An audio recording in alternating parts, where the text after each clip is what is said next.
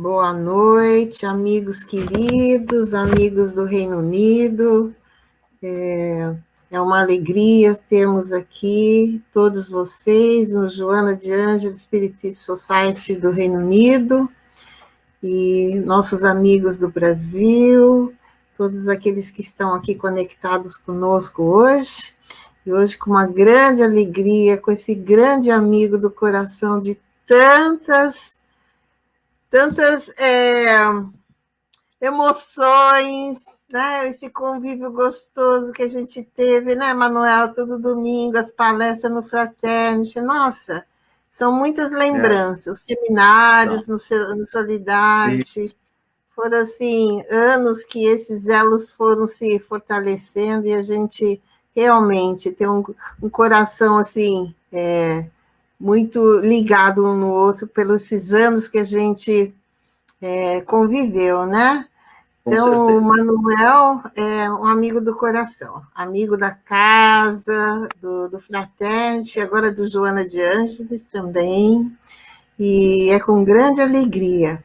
Então, eu gostaria de dizer que o Manuel morou aqui há 15 anos. Ele coordenou vários estudos no Solidarity Spirit Society, estudos mediúnicos, né, que foram 4 anos consecutivos, né, depois recomeçava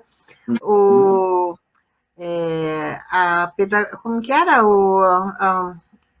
A filosofia espírita, né, Manuel? Filosofia, isso mesmo. Nossa. Inclusive, curso de pedagogia, de ciência espírita, demos vários cursos diferentes. Foi maravilhoso, trazendo todos aqueles filósofos, né, a biografia de cada um. Nossa, foi maravilhoso. E por 15 anos, e coordenava também os estudos de palestra, né, Manuel? O Evangelho, né? Então, ele foi, assim, um trabalhador que auxiliou muito a todos nós, porque o Manuel veio para a Inglaterra, para Londres, principalmente, com uma bagagem muito grande, porque com quantos anos você ficou na federação dando aula lá, Manuel? Bom, eu fiquei 15 anos na federação, 15 anos, depois fui para Londres, fiquei mais 15 e agora voltei para a federação. Estou trabalhando bastante com a federação novamente. Então, são 30 anos de estudos profundos, então, para nós, foi maravilhoso. E pra agora, foi um intercâmbio, né, Manuel?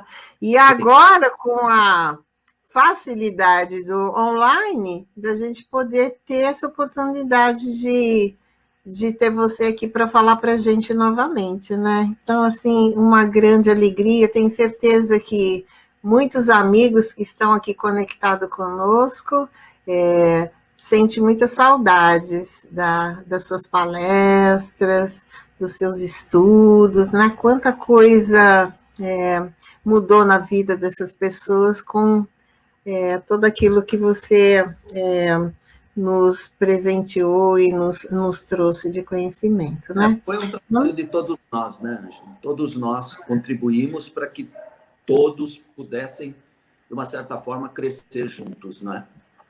Foi muito bom. Então, tá.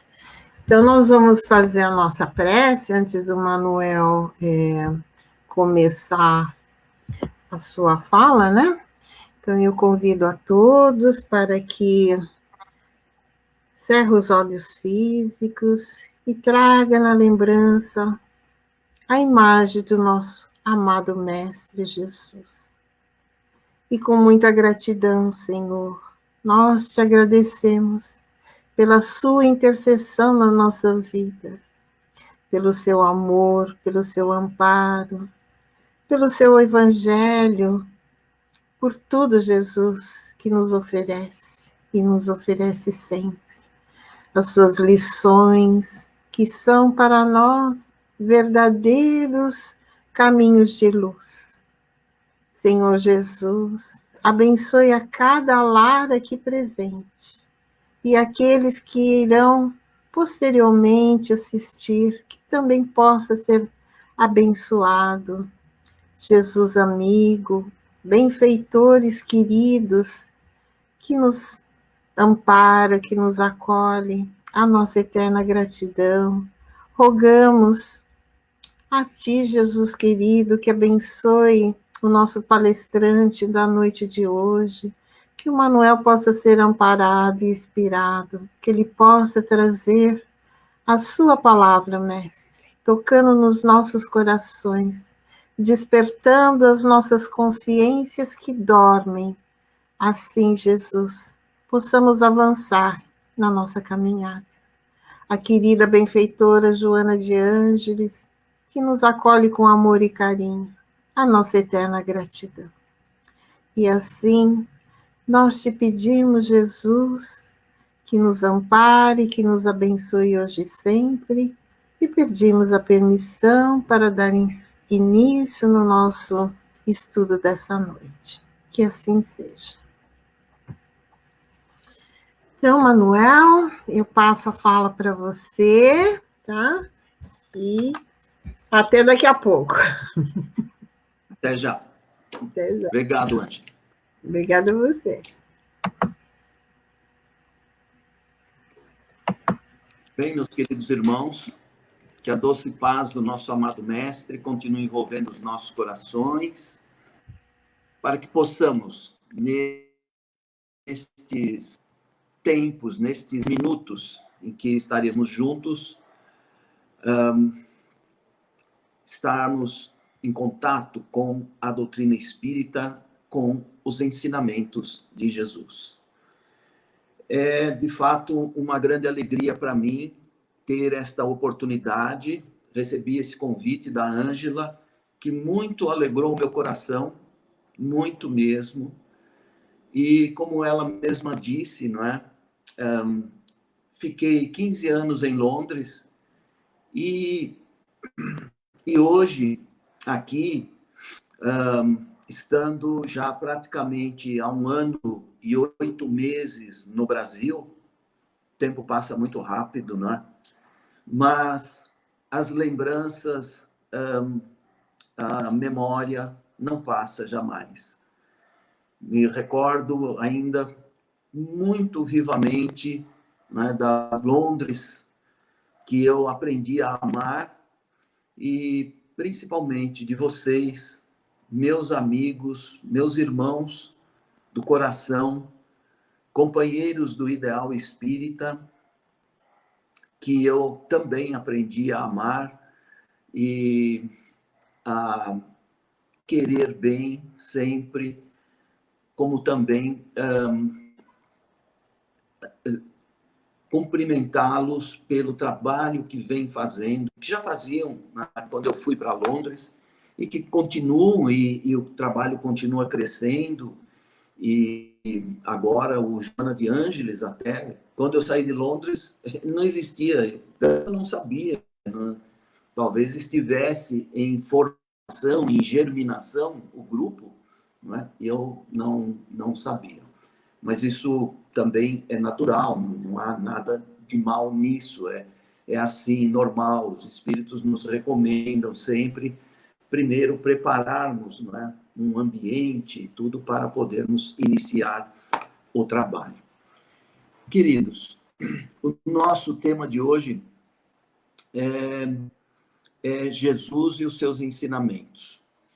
Muito bem. Quando a gente fala de Jesus, a gente se lembra que o que nós temos de Jesus, né, as informações, as notícias que temos de Jesus e daquilo que ele fez na Terra, daquilo que ele ensinou, se encontram na Bíblia.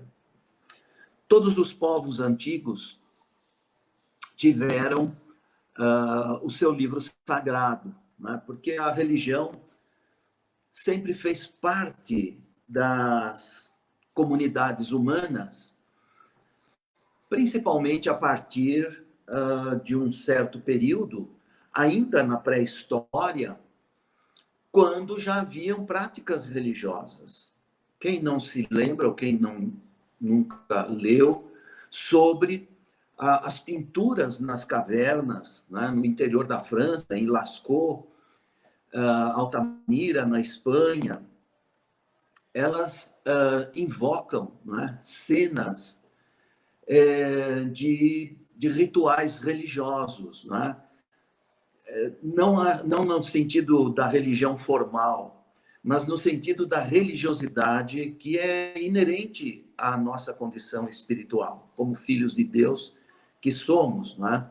A religião é aquela prática, digamos assim, que nos conecta com Deus quando pretendemos falar com Ele, não é? Quando pretendemos, de uma certa forma, nos ligarmos a Deus pelo nosso pensamento.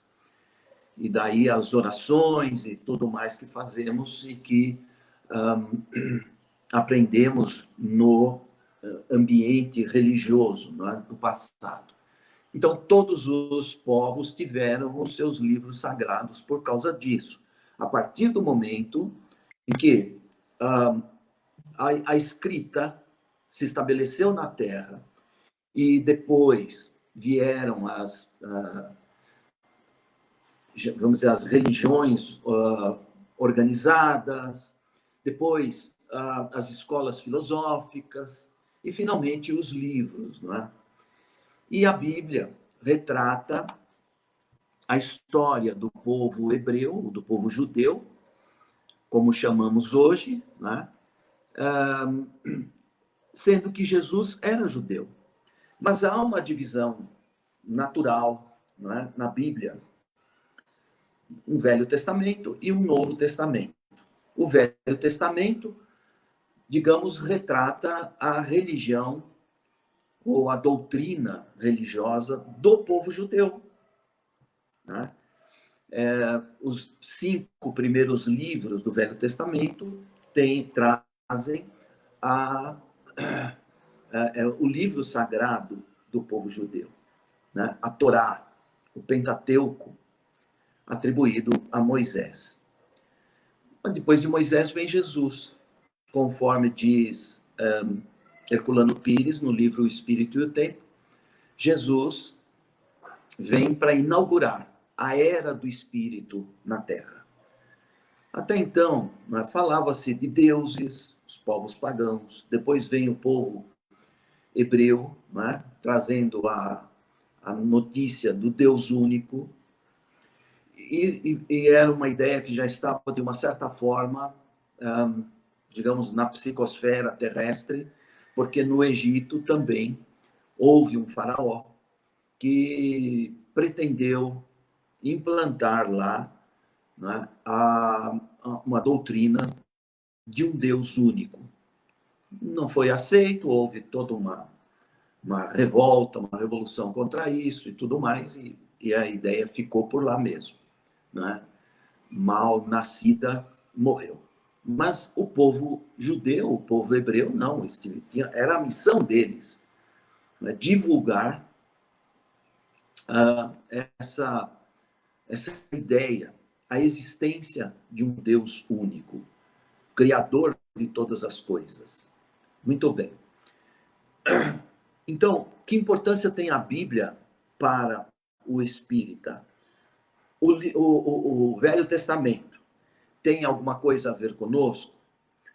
O Novo Testamento retrata, portanto, a doutrina de Jesus, os seus ensinamentos, alguma coisa da sua vida, né?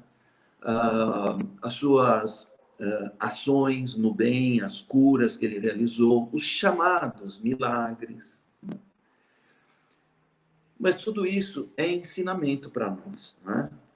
Então, a Bíblia, que é tido no ambiente religioso como a palavra de Deus, nós vemos a doutrina espírita, então, debruçada sobre esse pensamento, sobre essa ideia. Boa tarde, Fátima. Kardec, no livro A Gênese, disse mesmo que a Bíblia contém narrativas que a razão, evidentemente, desenvolvida pela ciência, não poderia aceitar hoje em dia. Ou seja, existe esse aspecto histórico. Existe ali, digamos, relato, né, concernentes aos costumes daqueles povos, o povo hebreu, né? E outros povos que viveram na mesma época, alguns já extintos, outros até se perpetuaram, né, na história. Há povos que mudaram de nome, simplesmente, até porque os espíritos são outros, né? Lembremos-nos que as primeiras civilizações foram fundadas pelos capelinos. Então, a Bíblia tem coisas que parecem estranhas, parecem até mais mito, mais lenda do que realidade. Ela, em verdade, né, retrata a vida daqueles povos naquele tempo. Muito bem.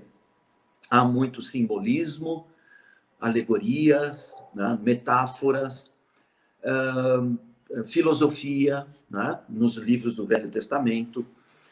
Há livros filosóficos, os chamados livros da sabedoria, né? Os livros proféticos, que têm ligação com a mediunidade, né, entre o povo hebreu. Mas, por trás de tudo isso, como diz a questão 628 do Livro dos Espíritos, há verdades que só a chave do Espiritismo pode revelar para nós.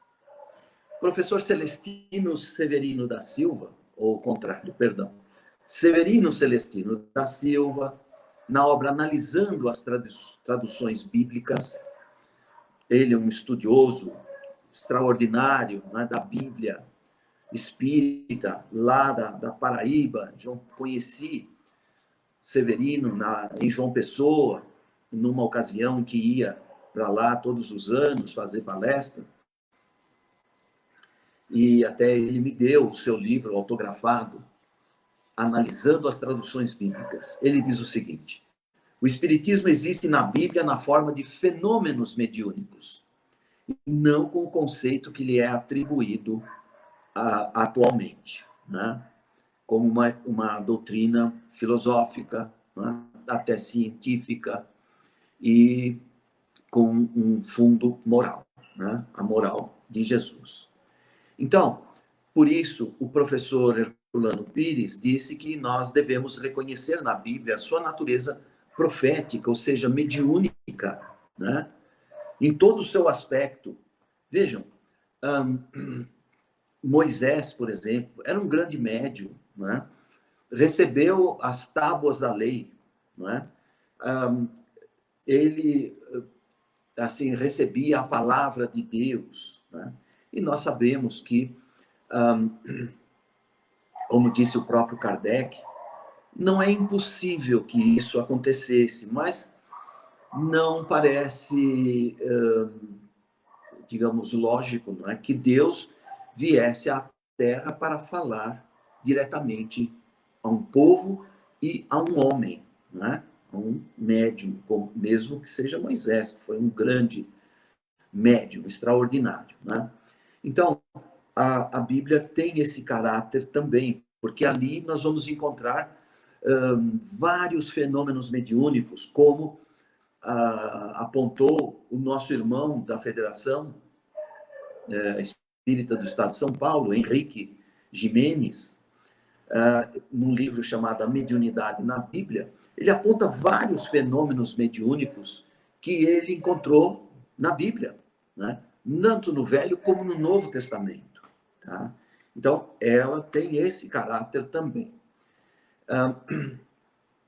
Muitos princípios do Espiritismo estão lá, né?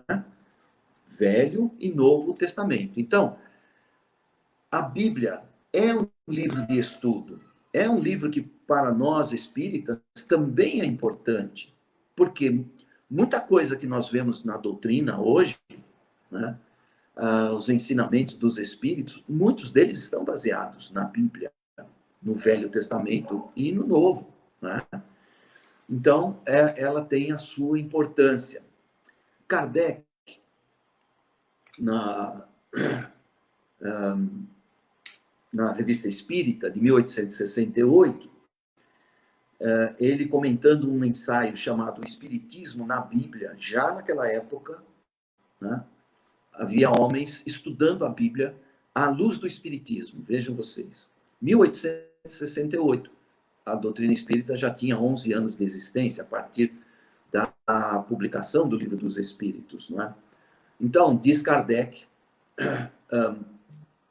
em relação às edições da Bíblia, em algumas mesmo, sobretudo em razão da linguagem, mais das vezes figurada, a ideia espírita só aparece de maneira clara após reflexão.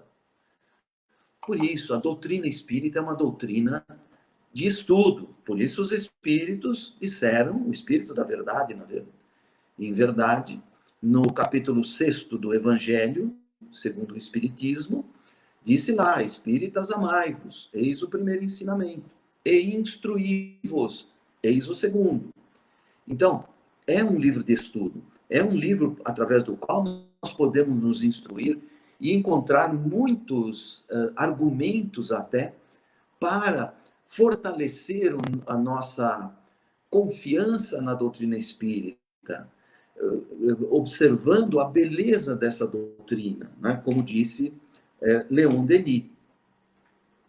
Hermínio Miranda, no livro A Reencarnação na Bíblia, também disse, ao tomar a Bíblia para consulta, e aliás, Jesus falou algumas vezes em reencarnação, né? Quem não se lembra quando Jesus tratou da figura de João Batista, né? Associada a de um antigo profeta hebreu que foi Elias. Então, ao tomar a Bíblia para consulta, disse o grande estudioso, né?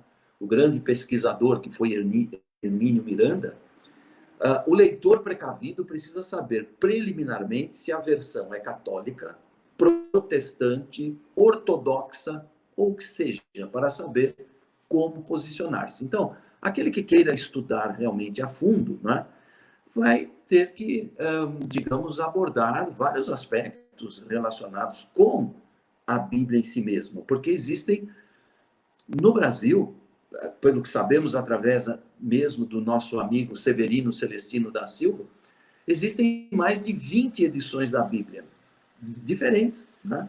Com traduções diferentes. E a gente sempre encontra diferenças nas traduções, não é? Então, o Hermínio Miranda diz que a gente deve tomar esse cuidado em primeiro lugar. Até porque nós conhecemos, tenho essa edição, inclusive, embora não esteja aqui comigo, não é? Ficou em Londres, mas vai me ser trazida, uma edição da Bíblia Sagrada, da difusora bíblica dos missionários capuchinhos de Lisboa. Essa Bíblia é editada e publicada em Lisboa, capital, né, de Portugal. Muito bem. Há aquela passagem sempre citada do livro Deuteronômio, que é o 5º livro do Velho Testamento, o 5º na ordem, né, em que eles estão colocados, atribuído a Moisés. E lá no capítulo 18, dos versículos 10 a 12, há uma passagem que Moisés está, digamos, procurando orientar o povo hebreu para eles não recorrerem a feiticeiros, gente que se dava a prática de encantamentos, adivinhação, magia, essas coisas. E aí diz o texto, né? Não buscar o espiritismo. Vejam, num texto que é de aproximadamente 1.200 anos antes de Cristo, aparece a palavra espiritismo. O que isso significa? Significa exatamente aquilo que Hermínio Miranda, não é, anotou, ou seja, precisamos tomar cuidado, porque a palavra espiritismo foi criada por Allan Kardec no século XIX, aparece pela primeira vez no Livro dos Espíritos, lançado em 1857. Logo, não tem cabimento ela aparecer, a palavra espiritismo, no Velho Testamento, num livro que teria sido escrito há mais ou menos, contando com a data de hoje, há mais ou menos 3.200 anos.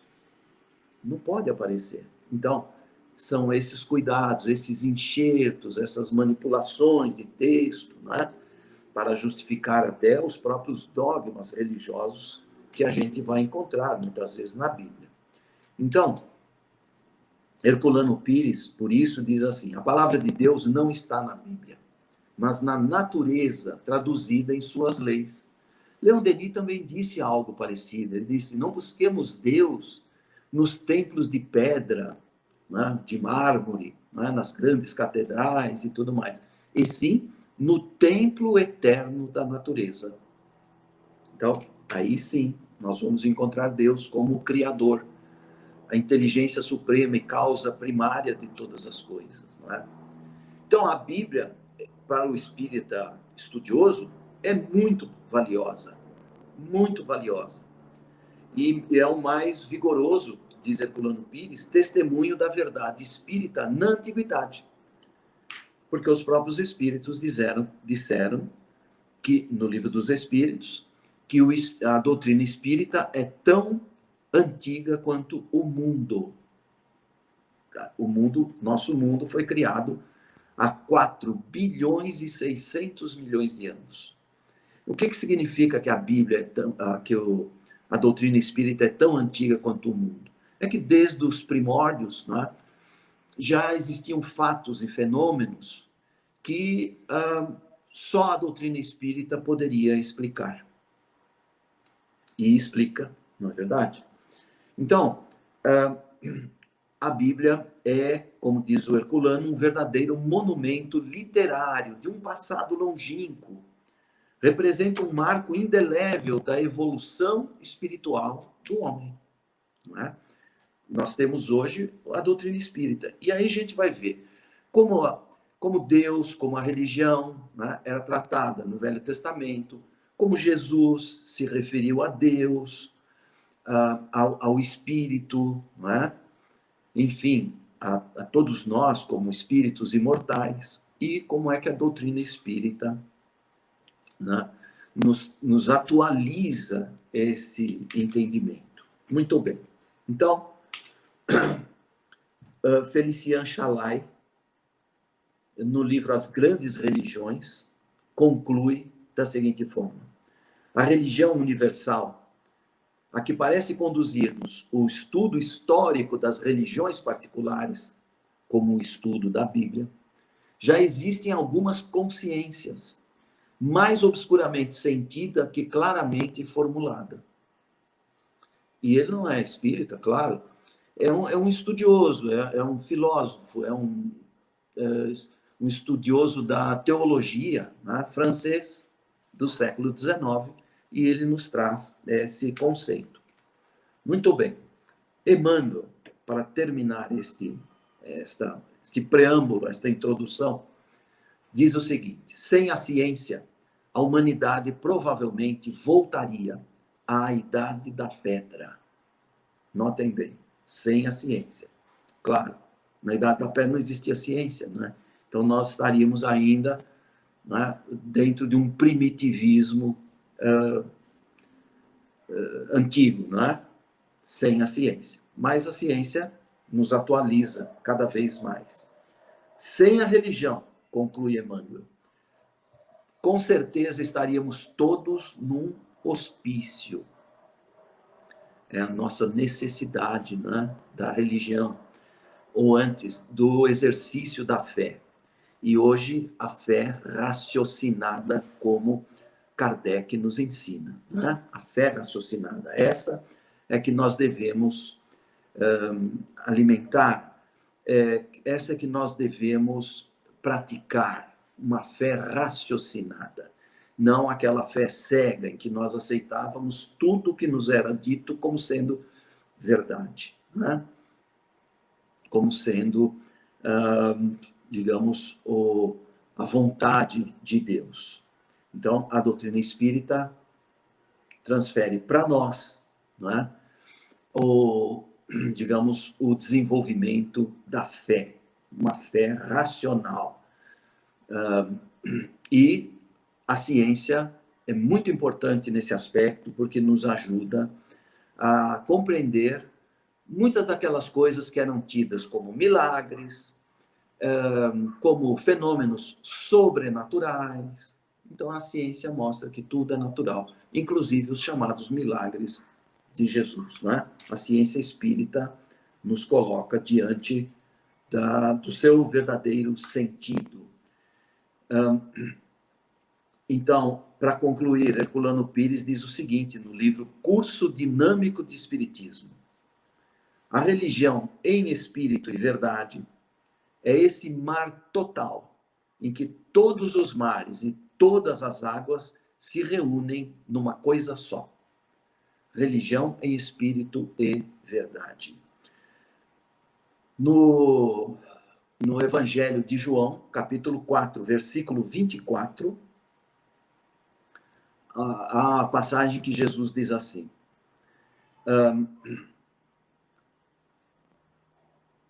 Deus é espírito, e em espírito e verdade devem adorá-lo aqueles que verdadeiramente o adorem, em espírito e verdade. Ok? Não o Deus antropomórfico, não o Deus das imagens, né? Mas o Deus em espírito e verdade, a inteligência suprema do universo, causa primeira de tudo o que existe, né? Inclusive nós, evidentemente. Muito bem. Então, nesse contexto, né, da Bíblia, vamos encontrar Jesus, seu nascimento, em primeiro lugar, a previsão da sua vinda, né? As profecias do Velho Testamento, que nós encontramos em Isaías, principalmente, cuja passagem, né, do encontro com o anjo Gabriel é reproduzida no Evangelho de Mateus, exatamente, aliás, não tão exatamente, mas como está em Isaías, né? Digamos, o trecho é o mesmo, mas houve uma pequena alteração, pequena, mas também muito importante e de grande tamanho, né, em verdade, na mudança de uma palavrinha. Porque no Evangelho, no livro de Isaías, está dito, né, que o anjo Gabriel vem trazer para a mãe de Jesus, né, a notícia de que ela vai dar à luz a um ser que dever-se-ia chamar Emanuel. Tá? A palavra Emanuel significa Deus conosco. Ok? Muito bem. No Evangelho, aliás, no livro profético de Isaías está dito assim: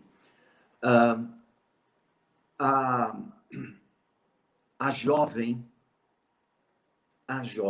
dará à luz, né, o Messias. No livro de Mateus, primeiro livro do Novo Testamento, está dito: a virgem dará à luz o Messias. Portanto, mudou-se a palavra jovem do livro de Isaías para virgem no livro de Mateus.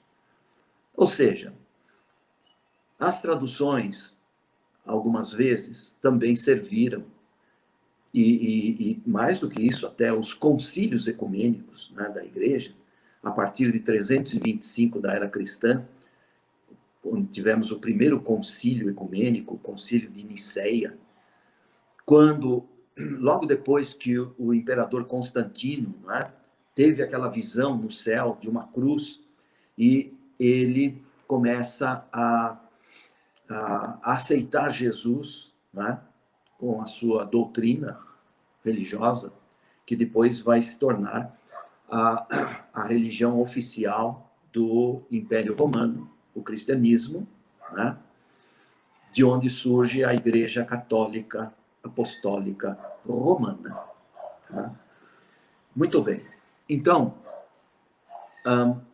a Igreja, ao se fundar, vamos dizer assim, né, a iniciar as suas atividades, precisou compilar seus princípios, seus fundamentos, que estavam simbolizados nos dogmas.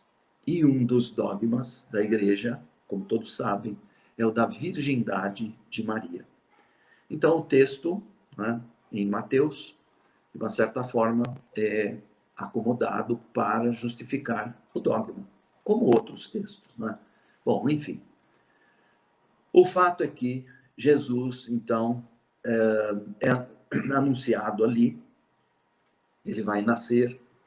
Depois, o próprio Mateus vai dar uma genealogia de Jesus, remontando até o rei Davi, que Jesus era tido como descendente, né, de Davi, pela linha materna. E enquanto essa mesma genealogia vai aparecer no Evangelho de Lucas, que remonta a genealogia de Jesus, além de Davi, chega até Adão e Eva e, finalmente, a Deus. Todos nós somos descendentes de Deus, todos nós somos criaturas de Deus, não é? Filhos de Deus, como Jesus também é tratado na Bíblia. Filho de Deus com letra maiúscula, inclusive, né? Bem, mas o mais importante é que vários aspectos, né, da vida de Jesus, aspectos históricos, aspectos polêmicos e tal, estão ali, né, na Bíblia. E o que a doutrina espírita prioriza é o ensinamento moral de Jesus. Esse é o que nós devemos buscar, porque Jesus nos traça um verdadeiro roteiro para a nossa transformação moral, ou aquilo que a doutrina espírita nos ensina ou nos convida a fazer, que é a reforma íntima, reforma interior, né? Mudança de mentalidade, mudança no campo mental, no campo do pensamento, mudança de hábitos, mudança de atitudes perante a vida, perante Deus, perante o próximo, né? É isso que está ali. E para nós nos centrarmos basicamente nos ensinamentos de Jesus, né, não devemos esquecer que a essência do ensino moral de Jesus está contida no Sermão do Monte, ou Sermão da Montanha, ou ainda o Sermão das Bem-aventuranças. Esse sermão, portanto, tem esses 3 nomes. É capaz de ter mais algum, não é que eu não esteja me lembrando no momento. Mas esses 3 são os principais. Sermão do Monte, Sermão da Montanha, Sermão das Bem-aventuranças. Evangelho de Mateus, capítulos 5, 6 e 7. Ok? Então, os principais ensinamentos de Jesus estão ali. Vamos fazer dar uma passada mais ou menos rápida sobre eles, né? Para que nós relembremos. E quando estivermos estudando, né, nós possamos, digamos, nos concentrar, né, nos seus principais ensinamentos, para ter dali aquilo que nós mais precisamos para a nossa melhoria e o nosso progresso, né? Assim como pela nossa elevação moral. Então, começa com as bem-aventuranças. E aí nós dizemos, disse Jesus, bem-aventurados os pobres de espírito, porque deles é o reino dos céus. Quem são os pobres de espírito de Jesus? Lembremos-nos que a doutrina espírita tem o seu evangelho, não é? O evangelho segundo o Espiritismo. Esse evangelho tem 28 capítulos. Metade desses capítulos, a metade, 50%, é toda ela baseada no Sermão do Monte, né? Digamos, extraindo, né, passagens do Sermão do Monte, Kardec os colocou como introdução, praticamente, dos capítulos e de partes desses capítulos também. E temos alguma citação do Velho Testamento, tá? Mas principalmente o Novo Testamento. E depois temos as parábolas de Jesus, não é? E outros sermões que Jesus fez, que no todo foram 4, mas o Sermão do Monte é o principal. Muito bem. Então, o Evangelho segundo o Espiritismo existe para, de uma certa forma, explicar esses ensinamentos morais de Jesus,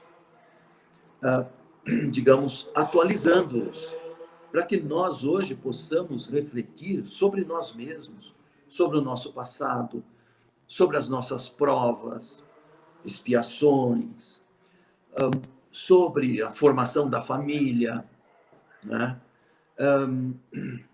O porquê da vida, ou antes, o sentido da vida. O Evangelho vem nos dar o sentido da nossa vida. Assim é a doutrina espírita, veio para dar sentido à vida humana. Porque aí nós vamos compreender uma série de coisas que acontecem no mundo, acontecem na nossa família, dentro da nossa casa, acontecem conosco mesmo, né? Então, o Evangelho segundo o Espiritismo faz, digamos, uma interpretação bastante atualizada, e isso é que é o Evangelho redivivo, ou seja, é o Evangelho trazido, né, de volta à sua pureza originária, mas atualizado de acordo com a época em que vivemos e com tudo aquilo que se passou ao longo da história, né? Eventos dos quais nós mesmos, com certeza, participamos. Então, pobres de espírito, no sentido de Jesus, são os humildes, né? E nós já somos humildes o suficiente? Já temos feito esforços para combater as nossas más tendências, nosso orgulho, nosso egoísmo? Como é que andamos nesse sentido, né? Já podemos nos colocar como bem-aventurados? É uma coisa a se pensar, não é? Só um segundinho, Angela.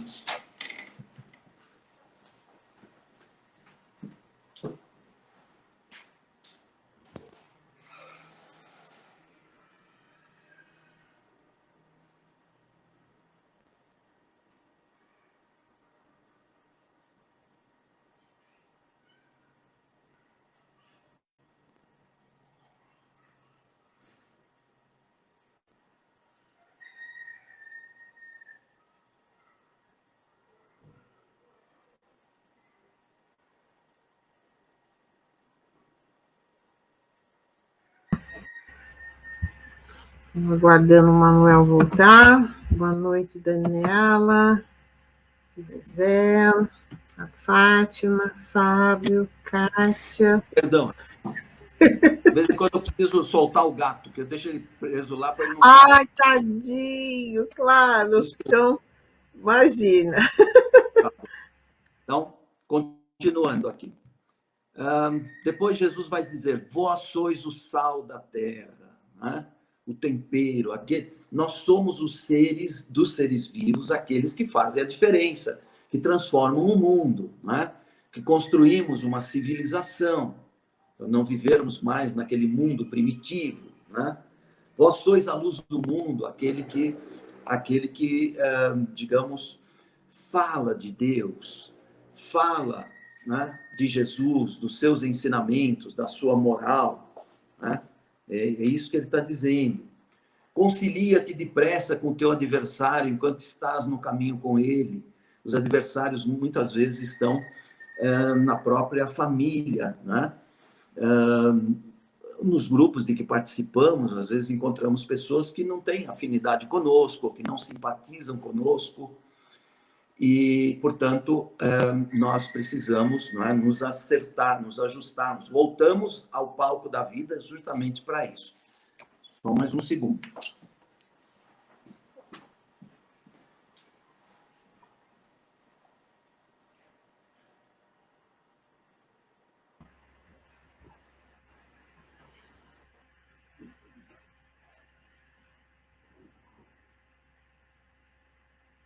Gatinho do Manuel.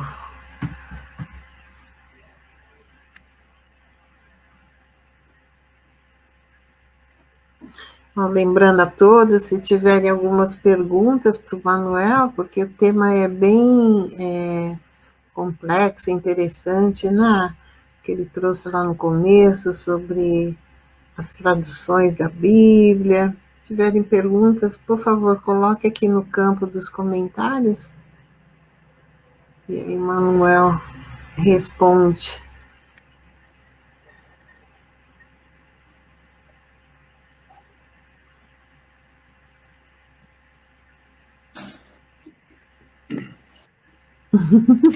Bem, tá tudo certo agora. Então tá. O problema de trabalhar em casa é isso. De vez em quando aparece algum imprevisto. Mas nós estamos todos em família, Manuel. E quem ama bichinho entende muito bem. Vai deixar o bichinho aí sofrendo. Sem dúvida. Tá certinho. Vou mostrar ele para você. Mostra. A gente que ama gato, né, Dani? Ai, que lindo! Que grande! Ai, muito lindo! Como chama? Atom. Atom, francês.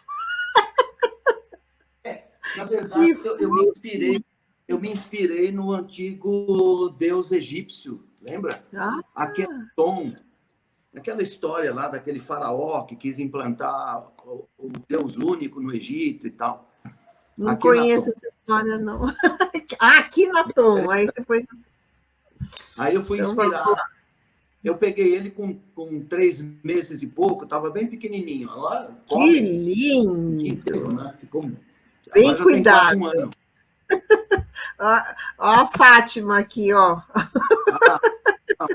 Querida amiga aqui da federação. Então, botou um monte de carinha de gato aqui. A nossa amiga aqui, a Daniela, também ela tem um gato. Ela falou que lindo! Nós amamos gato. Beleza. Tá muito bom, Manuel. Então, vamos concluir aqui para depois passarmos para eventuais perguntas, se vocês tiverem aí. Outro ensinamento de Jesus, então, concilia-te depressa com o teu adversário, não é? Essa é uma questão importante. Uma das coisas que a gente vem fazer aqui neste mundo, não é? É reencontrar almas queridas, mas também almas com as quais nós temos que nos ajustar, aprendermos a perdoar, como também, não é? Pedirmos perdão, muitas vezes, pelos nossos próprios erros, as nossas falhas, né? Disse Jesus também, seja, pois, o vosso falar sim, sim, não, não. Ou seja, eu, porém, vos digo que não resistais ao mal. Se qualquer te bater na face direita, oferece-lhe também a outra.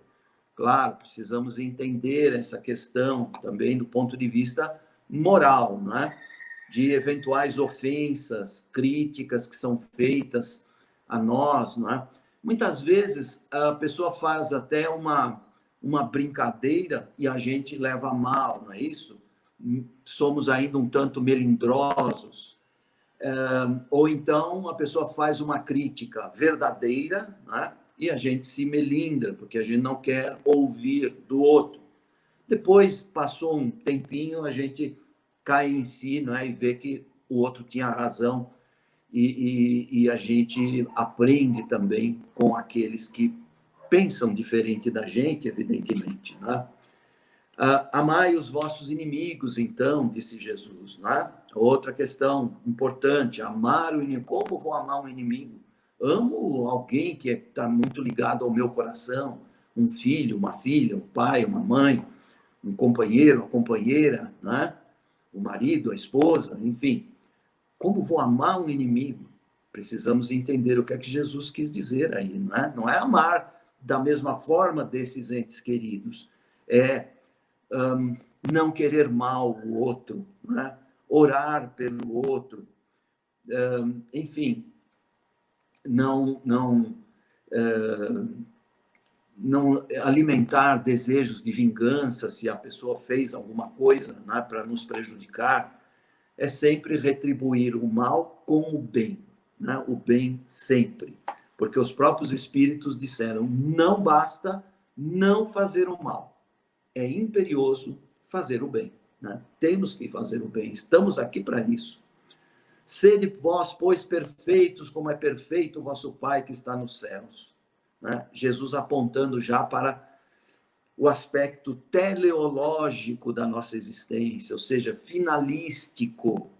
Qual é a finalidade, né, da existência do espírito? É a perfeição, chegar à perfeição. Leon Denis disse assim, a alma não nasce pronta, ela vai se fazendo pouco a pouco. Rui Barbosa, o grande jurista brasileiro, né, do século XIX ainda, mas que viveu até a primeira metade do século XX, disse o seguinte, o Criador inicia e a criatura termina a criação de si mesma. Vejam, no mesmo sentido de Leon Denis, né? A alma não nasce pronta, ela vai se fazendo pouco a pouco. Logo, nós estamos em construção. Michelangelo, uma vez foi perguntado, né? Ele, um escultor genial, né? Pintor, escultor, um artista genial, perguntaram para ele como é que ele conseguia fazer aquelas obras-primas, como ele fez o Moisés, a Pietà, o Davi, né? Obras maravilhosas da estatuária. E ele disse, não tem segredo nenhum, né? Não tenho nada de especial por fazer isso. Me trazem um bloco de pedra, essas obras-primas já estão dentro desse bloco, eu só vou tirando a pedra que está em volta.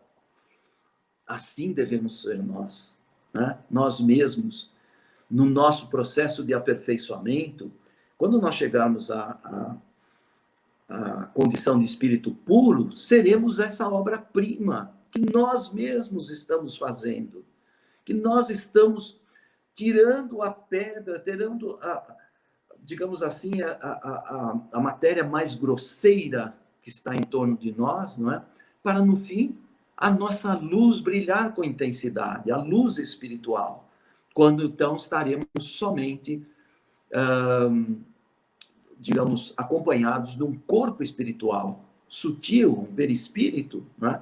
Brilhando intensamente. Então, esse é o nosso trabalho, é o que estamos fazendo aqui, tentando nos aperfeiçoar, usando, né, as ferramentas do escultor para ir tirando essas excrescências que estão em torno de nós, que são as nossas imperfeições, as nossas inferioridades, nossas fraquezas, nossos vícios, né? Nossas más tendências, para irmos nos elevando espiritual e moralmente. Então, foi isso que Jesus quis dizer, né? Quando ele fala da caridade, quando deres esmola, não saiba o que a tua mão esquerda faz, a tua direita. Quando ele nos ensinou a orar. Veja, Jesus era um pedagogo extraordinário, né? Então, ele nos ensina, ele sabia que nós ainda éramos crianças espirituais, precisávamos das orientações dele mais precisas para podermos simplificar a nossa vida, né? Nós que complicamos tanto. Então, ele disse mesmo, tudo aqui dentro do Sermão do Monte. Quando orares, entra no teu aposento e fechando a tua porta, ora teu pai que está em oculto e teu pai que vê secretamente te recompensará, né? E aí ele traz o Pai Nosso, né, para a gente, como um modelo de síntese de uma oração para nós fazermos, né? E que é a única oração que consta, que a doutrina espírita faz, como fazíamos na igreja também. Mas essa oração foi deixada por Jesus. As outras, né, geralmente são orações feitas pelos homens, né, escritas, elaboradas, idealizadas pelos homens. Mas o Pai Nosso foi Jesus. Então ele está ensinando o quê? A nos voltarmos para dentro de nós mesmos, né, para orar. E em qualquer lugar onde nós estejamos. Num lugar cheio de gente, num meio de transporte lotado, estamos nós lá no meio e podendo orar. Né? Volta para dentro de si mesmo. Fechar os olhos não há necessidade, é apenas elevar o pensamento. Né? Numa condução, em São Paulo, se você fecha os olhos, é perigoso. Né? Quando você abre, pode ser que já algum dos seus pertences já não esteja tão próximo. Então, Jesus nos orienta também nesse sentido. Nos orienta para não juntarmos tesouros na terra, e sim tesouros no céu. Que tesouros no céu são esses? Os tesouros da terra, nós sabemos que são os bens materiais, né? Os tesouros que nós juntamos, o dinheiro, propriedades, automóveis, enfim, tudo que tem a ver com bens materiais, bens de consumo. E tesouros no céu? Valores morais, né? Conhecimentos importantes como esses que a doutrina espírita nos oferece. Então, mas não vos inquieteis pelo dia de amanhã. Nós que hoje vivemos ainda, né, debaixo dessa pandemia, há 1 ano e meio, né, e todos nós ainda aflitos para tentar resolver esse problema, para que isso passe, né? Mas lembremos-nos, né, que quando a gente se inquieta, quando a gente se preocupa com o dia de amanhã, é porque a gente não sabe como vai ser depois da pandemia. Já sabemos que vamos ter que viver uma vida diferente. Nós estamos já nos introduzindo no mundo de regeneração, o mundo de expiações e provas, por tudo que está acontecendo aí fora. Vejam, no nosso país, na nossa política, na economia, em tudo, né? É um momento final, é um mundo agonizante de expiações e provas. Aqueles que não entendem, aqueles que ainda estão muito enraizados no mal, resistem, querem destruir o progresso que está sendo feito. Já se faz mais bem no mundo que mal.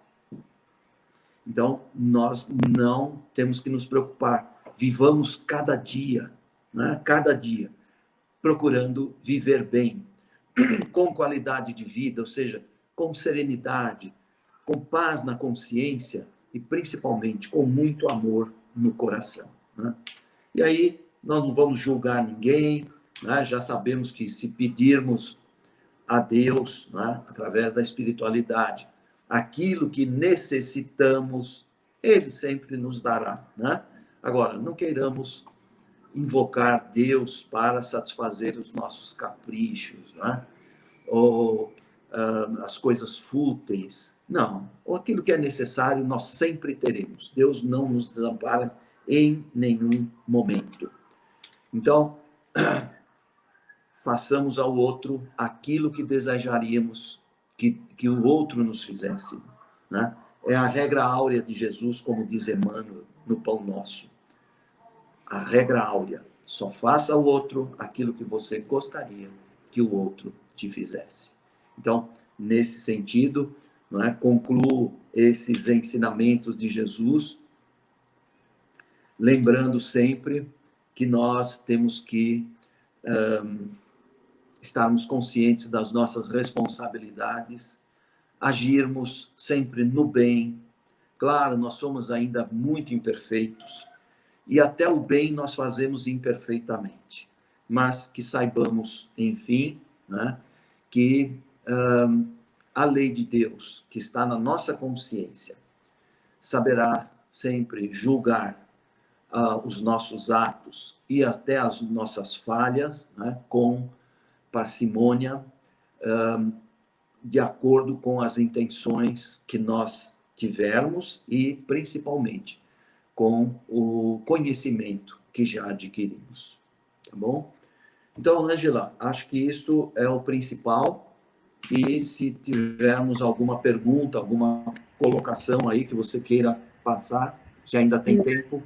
Sim, temos tempo, sim. Olha aqui quem está aqui com a gente, olha, Zezé, te dando um te ouvir. Boa tarde, Zezé, querida. Querida Zezé. E tem também o Fábio. Fábio, ok. Seara Bendita. Ô, Fábio, querido. Então, temos tido um bom convívio com o pessoal da Seara Bendita, um dos centros espíritas mais tradicionais aqui de São Paulo. Então, e tem também a Kátia, que ela... Lá também, a Kátia, minha querida amiga, que já me colocou lá na escola, nos cursos de filosofia do Seara. Estamos lá colaborando com os nossos companheiros. Ô, Manuel, é tão interessante, né, a gente estudar os ensinamentos do Cristo. Quando eu escuto que Emmanuel está estudando o Evangelho, eu falo, a que nível? Né? Porque Joana de Ângeles vai nos trazendo umas pinceladas, né? Que nem você falou, Jesus era um pedagogo, o maior terapeuta que nós já conhecemos, não é? Exato. Então, Exato. quando ele traz a parábola do filho pródigo, né? Então é tão interessante porque a gente vai vendo que Jesus falava dos nossos conflitos, das nossas dificuldades. É tão profundo, né, Manuel?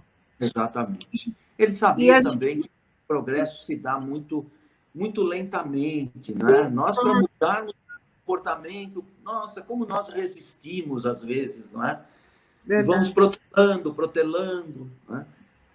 Então, ele já previu tudo isso que está acontecendo nos dias de hoje. Aliás, o sermão profético de Jesus já prevê até essa situação que vivemos nos dias de hoje.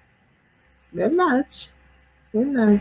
E Joana, então, vai dizer aqui no livro Jesus e o Evangelho, à luz da psicologia profunda, ela diz que Jesus, sendo o caminho único, aliás, para chegar a Deus, não teve outra alternativa senão afirmar: vinde a mim, todos vós que estão aflitos e sobrecarregados, e eu vos aliviarei. Porque é isso. Você falou da fé, né, Manuel? A fé raciocinada, né? Com certeza. Então, para chegar nesse... Quando a gente tem essa fé, né, a gente começa a compreender certos conceitos que estão no âmbito religioso, né, há séculos. Essa questão de Jesus voltará, Jesus vai nos salvar. Ele mesmo apontou para nós, não é que ele vai salvar. Ele disse, eu sou o caminho, a verdade e a vida. Tá? Tudo bem, mas não quer dizer que é ele que vai nos pegar pela mão e nos levar. Né? Siga os ensinamentos. Através dos ensinamentos. Né? Então, essa salvação, ela depende de nós, porque, como diz o próprio Evangelho, ajuda-te e o céu te ajudará. Né? Então, você tem que fazer a sua parte. Quantas vezes Jesus não fez curas e disse, tua fé te salvou? Né? Então, é isso. Não foi ele que curou, foi a minha fé, a fé em que eu poderia me curar, porque a verdadeira cura se chama autocura. Você vai no médico, o médico diagnostica lá o seu problema, te dá os remédios. Se você não tomar aquele remédio, você não vai... Agora, os remédios químicos, os quimioterápicos, eles só tratam dos efeitos. Você tem que cuidar da causa do seu problema. A causa é interna, a causa é espiritual. Né? Então, é isso, você precisa mudar a sua mentalidade, o seu comportamento perante a vida, combater vícios, maus hábitos, essas coisas, para que a doença não volte numa condição ainda pior, não é? Verdade. Então, tem uma pergunta... Tem uma pergunta aqui da Kátia. Você consegue ler daí? Consigo. A Kátia falando sobre a pandemia, né? Se Jesus viesse hoje com essa pandemia, essa falta de ética, né, que nós estamos vendo em todos os setores, né? e outras mazelas. Qual parábola ele falaria para nós nesse momento? São tantas as parábolas e tão lindas, não é? Eu acho que a parábola principal, e isso nós temos lido, né, nos grandes intérpretes dos ensinamentos de Jesus, que é a parábola do semeador, né? Então, o que é que nós temos que semear? É sempre a palavra de consolo, a palavra de acolhimento, né? Não julgar ninguém, não usar de maledicência, críticas. Nós temos que ser mais rigorosos conosco mesmo e não com o outro, né? Não fazer com que o outro se sinta culpado daquilo que fez, daqueles erros, porque nós também erramos, e às vezes até pior do que o outro fez, não é? Então, divulgar a boa nova. Por isso disse o Emmanuel no livro Estude e Viva, o único milagre que a doutrina espírita nos pede é o milagre da sua divulgação. Então, o espírita tem que passar essa mensagem consoladora de Jesus. Isso é que nos cabe. Agora, as outras parábolas, cada uma se aplica a situações diferentes, não é? A gente vê nos livros estudos que classificam as parábolas de acordo com o seu sentido, a época em que foram faladas, o lugar, não é? Agora, o Caibar Schutel, no livro Ensinos e Parábolas de Jesus, coloca a parábola do semeador como é o primeiro capítulo, né, simbolicamente, para significar a parábola das parábolas. Então, essa parte espírita eu penso, a mais importante do ponto de vista da divulgação da doutrina. Sim, e o chamamento... Fala. Não, eu ia só complementar aí o chamamento, né, para o seguimento dos seus ensinamentos, que esse é o caminho a Deus, né? O que nós todos precisamos entender, né, Ângela, é o seguinte: nós estamos no final de um ciclo, um grande ciclo, o ciclo da civilização. São 10 mil anos de civilização. É como se a pandemia jogou todo mundo dentro de casa, ou seja, fechou o mundo para balanço geral agora. Mas que balanço é esse? Na nossa consciência. Prestação de contas na consciência. Veja o que você já fez e o que você deixou de fazer, né, para poder acompanhar e ser um exemplo, como dizia Gandhi, não é? Seja você a mudança que você quer ver no mundo, seja um exemplo. Então, se você muda, você pode servir de exemplo para o outro. E com isso nós vamos caminhando no sentido da própria lei de Deus, né? Que é uma lei de progresso. Agora, o que nós estamos vendo é que muita gente, mesmo fechado para balanço, não entende o que está acontecendo, estão muito mergulhados na vida material, nos benefícios que podem tirar até das suas funções, né? A gente vê o que acontece aí na política, e mesmo na medicina, né? Diante da pandemia, né? Como alguns têm agido. Então, é um momento mesmo de reflexão e de compreensão de que nós temos um papel importante nesse contexto, que é o de procurar dar sentido a tudo isso, né? Não ver a pandemia como um castigo de Deus, como uma punição, mas sim como uma consequência das nossas próprias imperfeições. Então, como disse Paulo também numa de suas epístolas, desperta tu que dormes. A grande parte da humanidade dorme, espiritualmente falando. Não compreende o sentido da... Como disse o padre Teilhard de Chardin, nós somos seres espirituais numa experiência humana, e não seres humanos numa experiência espiritual. Né? Sim. Nós estamos humanos, mas nós somos espíritos eternos, imortais. Sim. E isso é que nós temos que levar em conta, né? É verdade, é verdade. E agir com responsabilidade, né, Manuel? Porque Sempre isso. tudo tem consequência, né? Com certeza, né? E a gente tem que valorizar a vida, valorizar o corpo que tem, né? Nós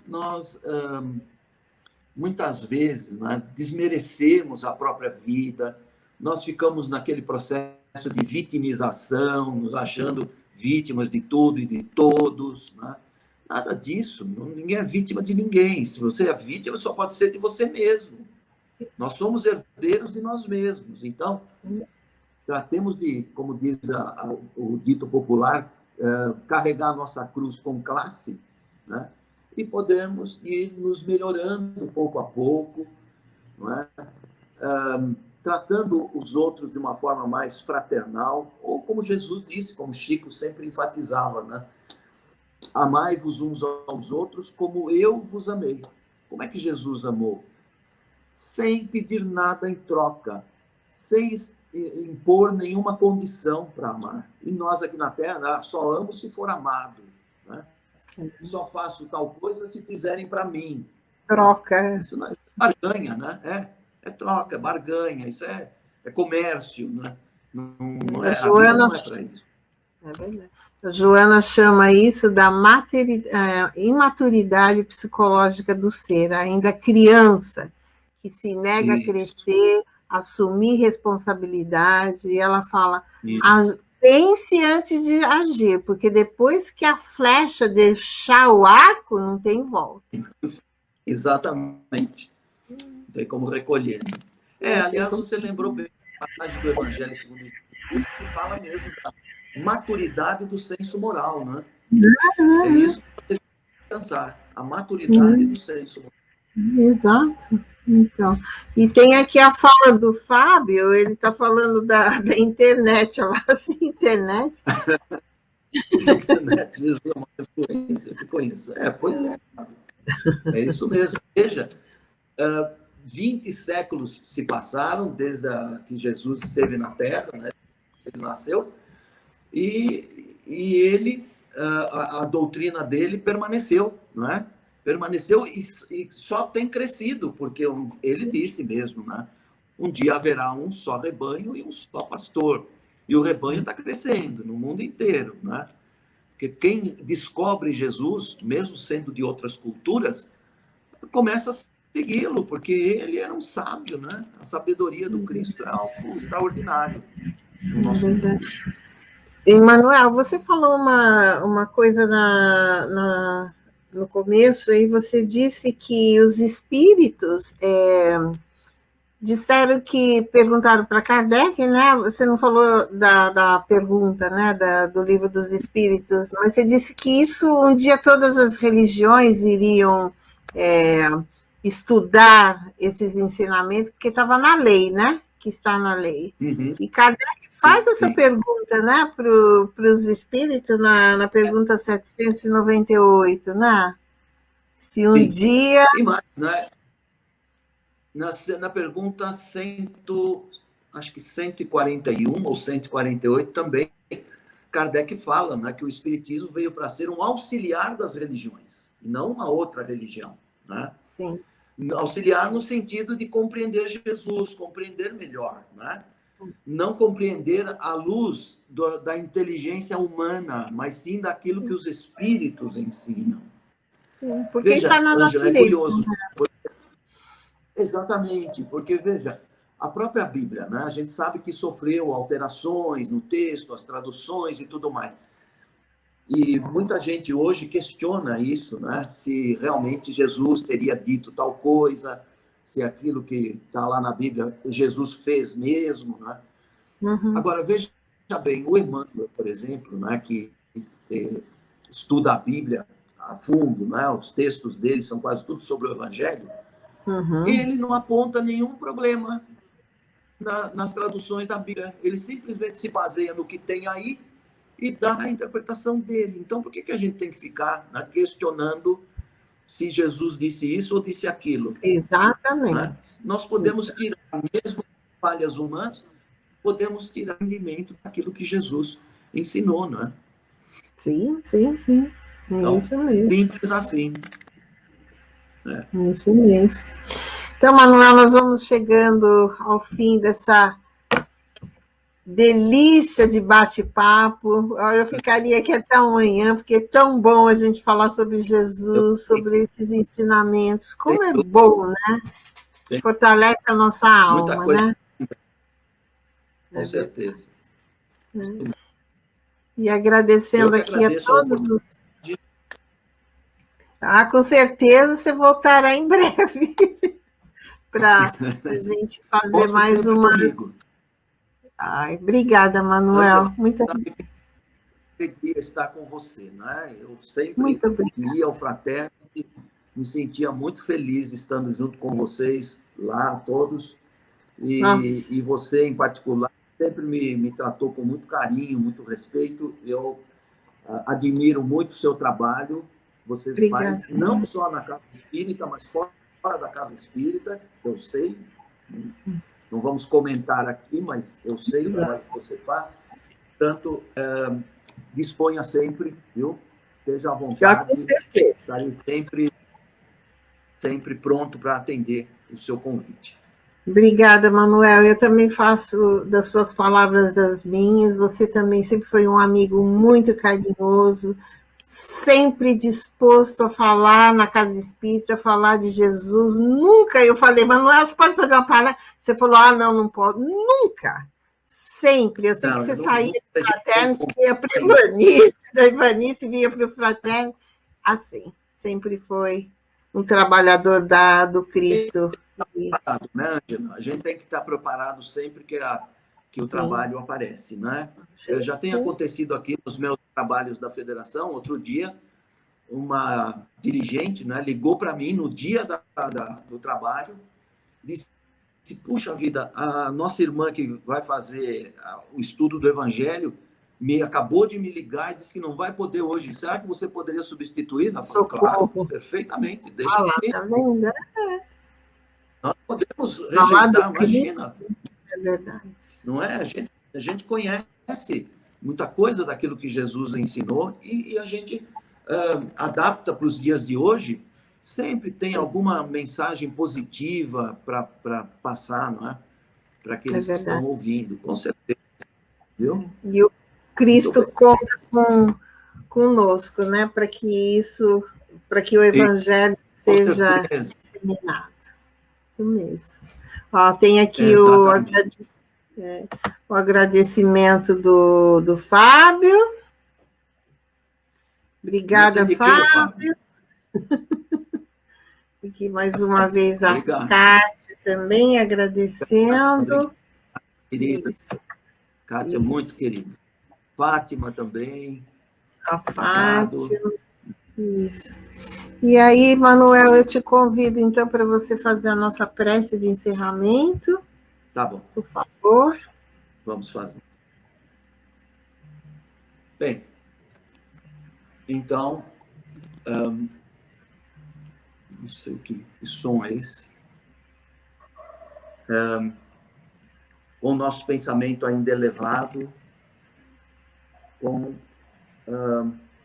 o nosso sentimento de gratidão por tudo que pudemos receber nesta tarde, por inspiração do Espírito da Verdade, dos benfeitores espirituais e, acima de tudo, a inspiração de Jesus, nosso Mestre amado. Agradecemos imensamente todo o suporte que nos tem sido dado na nossa própria vida, para as nossas tarefas, mesmo para as nossas atividades humanas. Que o Senhor abençoe a todos nós que estamos presentes neste encontro fraterno, nos ilumine sempre para que possamos praticar aquilo que Ele nos ensinou, tanto quanto possível, em cada situação da vida, e podermos prosseguir nos nossos estudos, no nosso aprendizado, para sermos felizes. Porque, como costumamos dizer, para ser feliz é preciso fazer feliz o outro. Que o Senhor nos abençoe, nos ilumine, nos inspire e permita, Senhor, que encerremos a nossa atividade desta tarde, uma vez mais, na tua santa paz. Que assim seja, graças a Deus. Que assim seja.